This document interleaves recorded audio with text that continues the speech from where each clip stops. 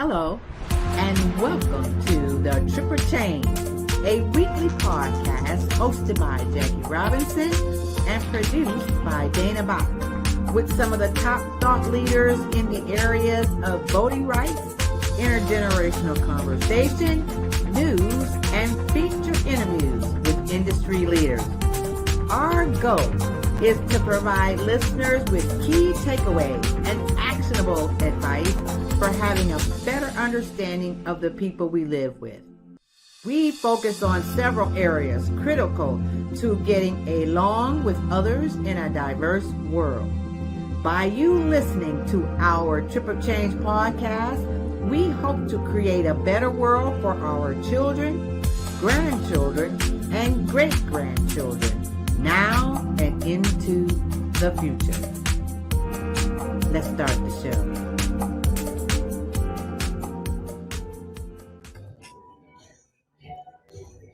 Hello.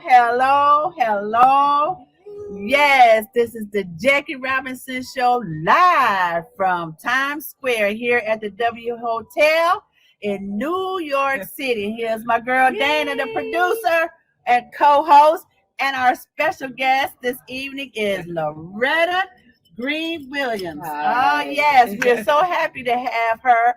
And, we're going to be showing you talking about some different things here that we are experiencing as our Tripper Change. Okay, so again, here we are in New York City. It's been wonderful. Oh, we had so much fun. We just got here yesterday, and we had a big day of adventure today. Yes, and now we have Loretta with us. We have so Loretta excited. with us. Yeah. And so we told you we were going to be streaming live from Times Square. And we did have an opportunity to go out to Times Square last night. That was fantastic. We did. And who did you run into? I ran into my dear friends Justin and Angie from Portland when I worked with them at White and Kennedy. We just were walking around the corner, and underneath the scaffold, we ran right into them. It was magical. Yeah. Yes. I'm not a big crier, but I started to cry. It was really emotional. Yeah, they're wonderful people. Angie and Justin, right? Yes. So Angie and Justin, if you're listening to this now or maybe later on, we're giving you a big shout out.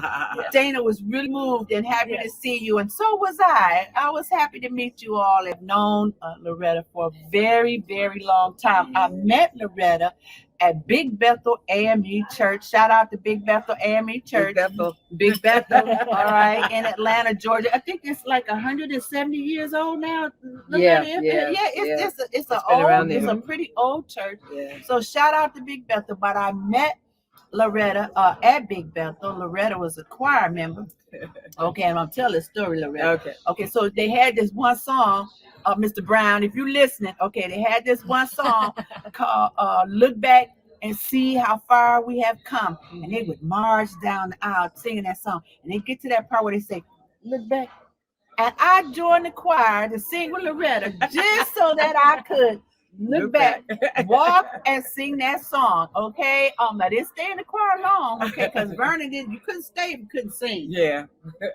Remember that? Yeah. Okay. And so that song, Look Back and See How Far You Have Come, is a journey. It's a life-changing journey that we go through. And so we want to talk about Loretta and her life and her journey because after I left Big Bethel, she and I both ended up where? In California. In Northern California. So Loretta, talk about how we met and that's California. California was interesting, to say the least. Yes. We both came to California because of relationships. Yes. The relationships did not work well. Mine didn't work well at all. Okay. So mine ended up in divorce. But it was a difficult time to make me find my strength as well as my voice. Right. The individual tried to take that from me, my voice, and I had to reclaim it. And with that reacclimation, what I was able to do was to evolve into other aspects of life. Right. It brought me into other realms of my own self. Right. And within that self defining, it helped me to create the nonprofit organization that I have. And we've been talking about that, Dana, and being amazed at the magnitude of the programs that you have that are helping young people. So in your journey, we met in the South. You ended up on the West Coast. You ended up moving back to New York. And here I am with you here in New York City. So what a journey. And so how, these different areas, these different regions, how has that helped you through your journey as you progress and get older and come to some understanding? What has been really interesting is moving through the decades in various areas, which has been very critical. So if we understand that when I was in the South was my late 30s, early 40s. But when I went west, I was late 40s, early 50s. Okay. And I was there for a while, and then transitioning into my 60s, I was back home. What those transitional relationships endured in me was that it gave me an opportunity to understand where I was in perspective to other people and the gravitation of the younger generation coming to me for direction and guidance as I went through my journey. So what's really interesting is a young lady now that I'm very engaged with, she's still in California, going through some of the crises I did during a marital relationship. She observed what I did and now is able to ask me, and reflection of what I experienced, she was able to see. So she's asking me, how did you get through it? Right. So the important thing is not only how, but in my life experience, I was able to get through it. Right. She and I are almost around the same age, going through the same process. So I thought that was really interesting as we go through this journey. Right. How your life experience can evolve to help others get through their life experience. And the thing of it is too is they have to be willing and open to listen, because we have already gone through some journeys. Yes. Right? And a lot of times though, it's like you have to experience it for yourself. But if they come to you and ask you, how did you do it? If that is the time to lend your wisdom, and your expertise. And I think that's what you're doing. Now that you've transitioned, you're 10 to 20, 20 to 30, 30 to 40. Now you're in your 60s and you have this knowledge, you have this wisdom to be able to share and give back to other people. Exactly. So how did you develop the organization? Talk about this organization. Yeah. Okay. Put up a slide or Yeah. So we're talking about Women of Concern Professionals Strategic Conscious Networking Incorporated. Okay. But before we get there, Loretta, you might hear some house music in the background because we're keeping it live up here in the W Hotel. Yeah. Okay, we got it live. Okay, and so this this is a triple chain on the road in New York City, and we are featuring Miss Loretta Green-Williams. Do you like to be called Loretta Green-Williams? Or you can call me Lolo. That's what I'm saying. My girl Lolo. That's what I'm saying. Yes, okay. And so this is her story, all right? And so Miss Loretta is the founder and executive director for Women of Concern Professional Strategic Conscious Networking Incorporated, LLC. That's a tongue twister, but as you get involved with it, it becomes easier to say. With over 30 years of community and business development, Loretta sat on the Special Advisory Council for the late Dr. Roy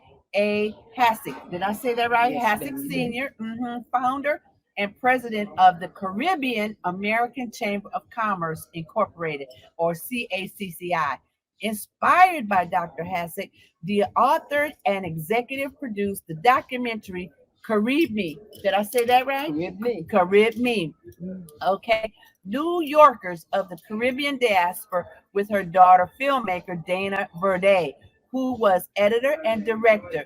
The documentary inspired Loretta to create Carib Me magazine, which is a beautiful magazine. It's beautiful.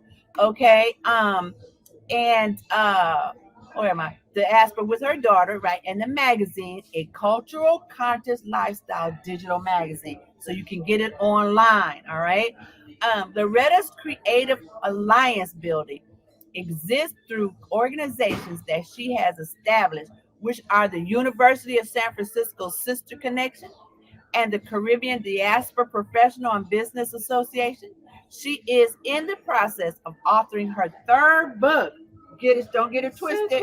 So cool. Yes, yes. Her third Amazing. book, amazing, regarding African American communities in Southern New Jersey that has been recognized by the New Jersey Historical Society. Get it, girl? Shoot. She holds covenant titles of advocacy for human rights and Global Goodwill Ambassador USA. She is an ordained minister under Kingdom International. Thank you so much, Loretta. Okay, well, I know we kind of jumped into that, but we wanted to at least give the people some idea. Well, can I offer a cheers? To Yes, Loretta? yes. And Cheers say to thank you so much Loretta. for joining us. Yes. Yes, so Cheers. Well, thank you. Thank you. Glad It's to meet wonderful you. to be here. Yes, yes. And as Dana and I read through a lot of the things that you've done, girl, you have been busy since the choir days. Yes. Church. I say that people like Loretta make me look lazy. Will that make me look lazy? Yeah. That's hard to do now. Okay, so talk more about your organization. Okay. So it's really interesting that we talk about being in California. I started WCPSCN on LinkedIn as a group back in 2009. And that was December 2009 because involved with the gentleman, I had nothing to do and I needed to stay busy. So when I went on LinkedIn, I realized there was nothing really a platform for women to really to galvanize under, because it was the early stages of LinkedIn. So after that, what I did is a group of my friends that lived in the Bay Area, we decided to start an organization, and that's how it evolved. We started out just at a mom and pop's organization, just having coffee, AM Power Networking. Okay. And we decided that we were going to help the community, small businesses, and that's how we started. And that was its evolution. So since 2009, right? Mhm. So talk about this event that you've got coming up. And you said 600 women have registered. Talk about that. Well, we have 1,000. So what is happening is WCPSCN. The unfortunate great thing is that COVID-19 allowed us we had to do everything online. We didn't have a choice. But we've been very successful in accumulating a group of interested people. We have an event that happens monthly. It's called the GSP Convene. GSP Convene. Global Sustainability Partnership Convene. Okay. It is where we ask people globally to come together at a Zoom call and just introduce yourself and what you're doing globally around the world. This month, because we have it every fourth Wednesday of the month, we had 23 countries represented. 23, amazing. Yeah. So cool. And the great thing about it, again, the majority are young people coming on and expressing their goals and objectives, what they're doing, and trying to connect with other people globally. So this platforms allow a global community design. That's wonderful. Yeah. And I think when you talk about global, and we talked about this earlier, and we say, okay, we see a lot of things online about young people, that may not be in the positive light, but you're talking about the young people that you've connected with. And Dana, the young people that you've connected with your son's school and your volunteerism, okay? And some of the young people that I'm beginning to connect with. And we see that they are progressive in their thinking. Yes. We see that they are concerned about the earth and the environment and things that are going on. So. We see that they are concerned about human rights Yes. and the rights of others. And so it is inspiring to have you here talking about this. And Dana and I are just really happy that we have connected. Yes, this is wonderful. Absolutely. Yeah. So what else you want to tell us, Lolo? Let's see what Okay. So Mr. Brown, if you out there, I'm connected with Loretta. So good. So the other wonderful thing about the organization is that we have multiple initiatives, and that's the key. Our premise is always keep it local, always keep it under the goals and objectives of your community. So although we provide initiatives for our members to produce, they can do it under the premise of their community. Another major event that we have, well, this June, we'll have our international convene, where we have one of the ambassador, well, he is the ambassador of Egypt, will be one of our guest Oh my speakers. gosh, amazing! Yeah. Yes. So we do a little damage. We do a little something, something. In August, we have our Women of African Diaspora griots. Our goal is to collect 1,000 books. So we will be at a Black bookstore, which is called Sisters Uptown Bookstore, that is right here in Harlem, which we're going to go visit Harlem. Okay, Going to Harlem. Going to Harlem That's tomorrow, right, y'all. yeah. Okay. So, and that whole educating women. And it's all based on the UN Sustainable Development Goals. They have 17 initiatives there. But our premise is if you do not support the women in sustainability and equality, the other 16 doesn't matter. It has to start with women. And we push that forward with everything we do. So everything we do is based on the premise of putting women first. Okay. Okay, that's amazing. And So so speaks to my soul. it does speak to our soul. Although we do support men, We support men. We don't I have get it men on the twisted. board. Yeah, Yes, yeah, okay. I have But men on the board. okay, women. However, Anything else you want to tell the people? I have learned about Loretta's daughter Dana. I'm a Dana to a Dana. I did Dana to to a a I Dana. was just so interested in her story. I was hoping Exactly. you could talk about her a little bit. Too. Absolutely. So my daughter I'm one of her biggest fans. Not only because she's my daughter, because I've seen the perseveration, the sweat, blood, and tears she put into her goals and objectives. At a very young age, she decided that she wanted to be a filmmaker. Not just a filmmaker, but a writer and a director in filmmaking. Which is a lot. It's a lot. Yeah. It's a lot. And so this story, she hates for me to tell, but I have to tell you. One whole year, she saved $10,000 on her own so she could go to school in London, to London Film School, for grad school. It was to the point where she had holes in her shoes and she refused to buy shoes. I'd have to send her money and make her buy shoes. She would only eat oatmeal because she didn't want to spend the money. That's how committed and dedicated she was. And she got there and graduated. Full honors. Yeah, chills. Amazing. Full Yeah, honors. yeah. And even now where she's a director with O Positive, which is one of the most prolific advertising media companies in the country. Okay. She's with them. She's writing for multiple platforms. She's writing and directing her own pieces that she's doing. As a matter of fact, she's headed to Europe to start one of her scripts. She wants to do it in Europe. So one of the things I share with people, and particularly young people, is that stay and hang in your dream. Don't give up your I dream. love that. You have to work hard for it, but we all will work hard for it. Right. Stay committed, stay dedicated, and hold on to your dream. But know that you'll have to work for it. Right. It's not coming easy. Right. You're not going to make $1 million because you got an idea. Right. If you don't have a business plan with that idea, you don't Right. you don't have a track to go to that idea. That's it. Right. That's You it. got to do it. And you can appreciate it when you go through the things that Yes. you go through. And you stick with it, and you end up on the other side. Yes. I made it. Exactly. I Exactly. made it. Exactly. Yeah. There's been times she said, Mom, just 2 years ago, she goes, Mom, I can't do this more. I said, no, you got to hold on. Right. It's coming. That's why you want to quit, because it's right there. Yeah. Right there. And now look where she is now. I mean, it's like she's over the moon. There's so many other things I love this year, but I can't tell because I'm getting in trouble. Okay. Good. So how can people get in touch with you? Absolutely. You can find me on LinkedIn. I live on LinkedIn. Yeah. We got Live on LinkedIn. That's okay. But you can find me. Just pull my name up. You can find me on LinkedIn, of course, at WCPSCN.com. Of course, I'm there, and those are the two major places where you can find me. I have Absolutely. more questions. I have more questions for Loretta. Can't rush.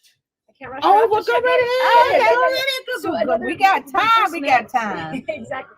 We were talking about Buddhism, Right. And to what your point about talking about your daughter, through suffering comes enlightenment, and just Yes. how you have to go through the difficult times to get to the good times. And Exactly. I'm raising 3 boys and trying to prepare them for this world. And then we talked a bit about spirituality also. Exactly. And so I'd love to hear your story of how you became an ordained Yeah, minister. I am an ordained minister, and it's really interesting because I purposely chose to be an ordained minister, not under a denomination. Mhm. I didn't want to be under a denomination, but there were 2 certifications that allowed me to be ordained, so that all I see it is I can officiate a wedding.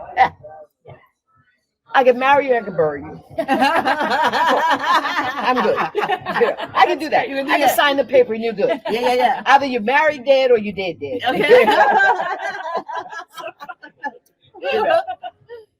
But the critical thing about that, and what I love to share, is that we have to be very careful when we start talking about religion, Mhm. because that's a dogma. That is a man-invented aspect. The spiritual side is where we need to be.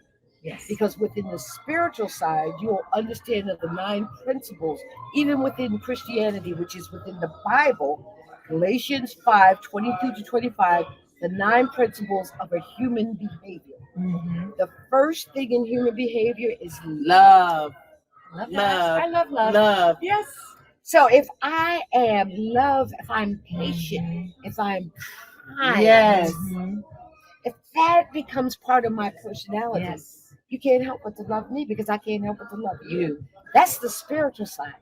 So no matter what man says, or let's face it, race is socially constructed, gender is socially constructed. It's all designed by someone saying, this is what you have to adhere to. What I'm saying is based on a spiritual construct, we're all connected anyway. That's all there is to it. It's just beautiful the way you explain it. I just really, thinking about this, and Jackie and I were talking about this today at lunch, and in New York City, you see so many different religions. Yes. And so many different people, and how they all can cohabitate here together from the day walking around town, Yeah. so peacefully, and how we can accept Yeah. more and preach less. Well, the thing about New York, you got to realize, and I tell people, is you could go down the street and you can hear Spanish, and then you can hear German, or you can hear Italian. French. You just, Right. we're so used to that. So I mean, like I was telling Jackie, at the corner there's always a bodega. Right. A bodega is store in Spanish. Well, guess Mhm. what? Most of the times you had a Dominican or someone that spoke Spanish own the store, so you go into it. Mhm. But you could go into a shop and get a slice of pizza and a bagel. Mm-hmm. Right. Doesn't matter. And we don't blink an eye here in New York. I mean, what? We look at people, what are you talking about? Okay. What are you talking about? What you talking about? What are you talking What you about? talking about? Because we're so used to living with each other and Mhm. among each other. And when you're in this close environment, you can't help but to get along. You don't really have a choice. See, we were talking about that earlier too. The fact that it's such a close proximity, you don't need a car. You can come take the train, you can get on the bus, you can walk, and then that opens you up too to be able to see so many different things because you're not stuck in traffic or driving. Exactly. You're not focused. Your peripherals are all over the place, Mhm. and you get to see everything. And that's what we're accustomed to here in New York. Right. I mean, I don't know nothing else. So when I went to California and everything was so isolated, that was jarring. Yes. That was culturally very jarring for me. Right. Or I had to get in the car to go where? To the grocery store. Right. To the cleaners. Yeah. You mean I can't go down the street? That was a challenge. Yes. So anything else you want to ask? I do. I have more questions. I have more questions. We're open. Okay, so tell me about your books and the one you're working Okay. on now. And I don't know anything about this. Okay, so the excited first to book, I call it my hobby novella. And it's my hobby novella because I just came up with an idea and I wanted to write about it. And so it's about this family that went through 5 generations knowing Ernest Hemingway. hear. Oh, really? And how Ernest Hemingway affected both sides of the protagonist family on both sides. Mm-hmm. And then later she finds out that Ernest Hemingway is actually her great-grandfather. Oh wow. Oh, chill. That was the first book? Yeah, that was my first one. We're reading that. And that, yeah. Absolutely. Yeah, and that's called, in the case of EMH, because that's his initials. Oh, okay. Yeah. And so what happens is, when her grandmother passes away, she sees this in a ceiling, and she finds that there's a suitcase, and there's all these letters she's reading. They're letters to her because her and her grandmother was estranged. And as she reads these letters, she finds out the story about her past. And that's how she finds out that Ernest Hemingway is her great grandfather. So that's that book. So good. Just in her spare time, she's doing this. I mean, well, everything else you got going on. Yes. Then my second book. I'm inspired, Loretta. Oh, Yes, wonderful. I yes, really very am. much so. I had no idea that you was just so busy doing so many different things. ma'am. Yes. So creative. Yeah, so you guys need to get on board with Loretta. Yeah. My second book was based on my experience in California, and that because it was framed around domestic violence. So what I call that book is "Killing Me Softly with His Words: A Child of God's Response to Domestic Violence." And what happened in that situation is I realized that as a child, I was always historically in some level of domestic violence and wasn't aware of it because it became so normal for me that I didn't realize it. But my incident with this individual brought all Opened that your out. eyes. Yes. Yes. And I was able to write about it.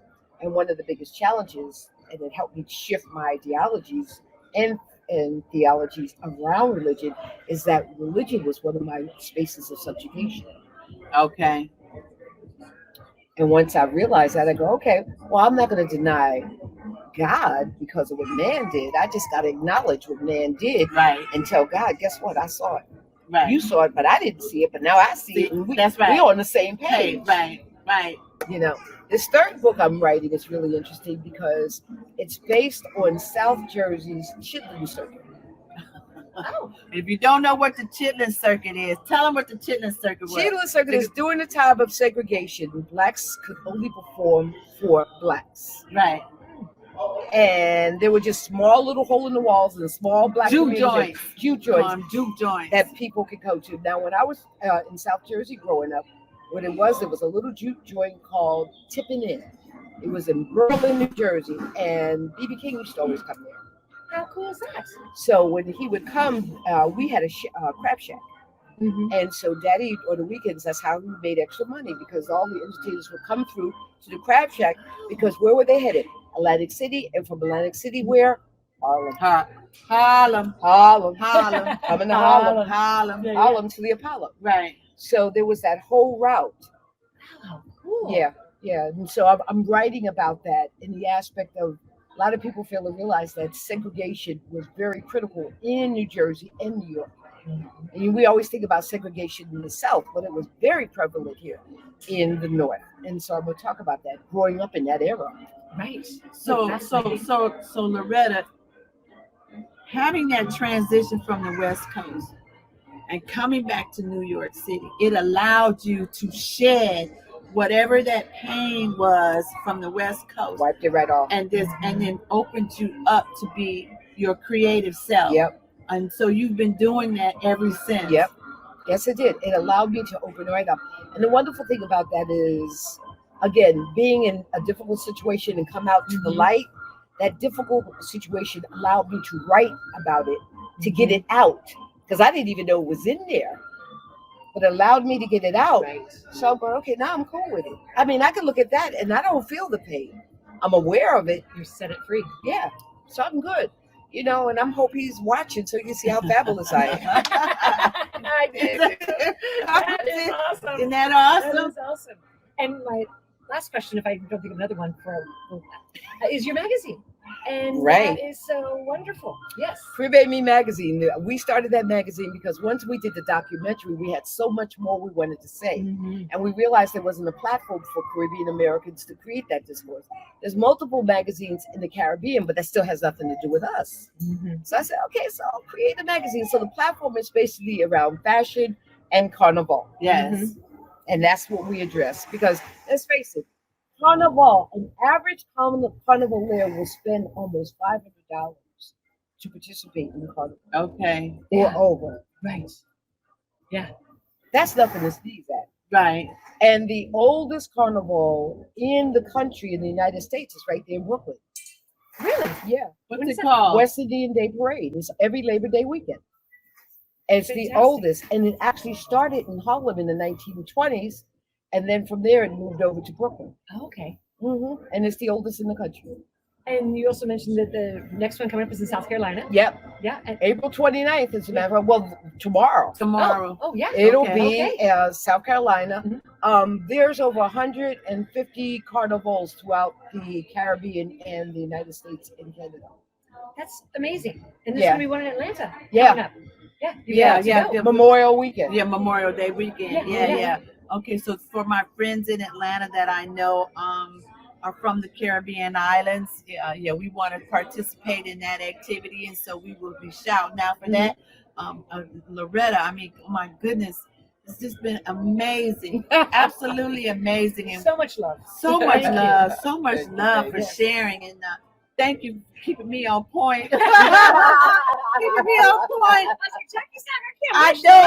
I'm so sorry, but yeah, thank you for that. We definitely have to get you back, Loretta. And also, we want you to share with us at some point information about your books, information about your organization, information about the magazine, so we can blog about it on tripperchange.com, and promote you as a fellow female that's out here, that's doing things that's very progressive in the community. And we really, really appreciate you sharing your story and being vulnerable enough to open up about your experiences traveling, all over the United States. And so this experience right here has also taken me to another level, because I remember those days in California. I remember those days in Big Bethel. And now we have reconnected here in New York City. Yes. New York City. Spirit to spirit. Exactly. And like I told you, I love you because I came to Midtown. I don't.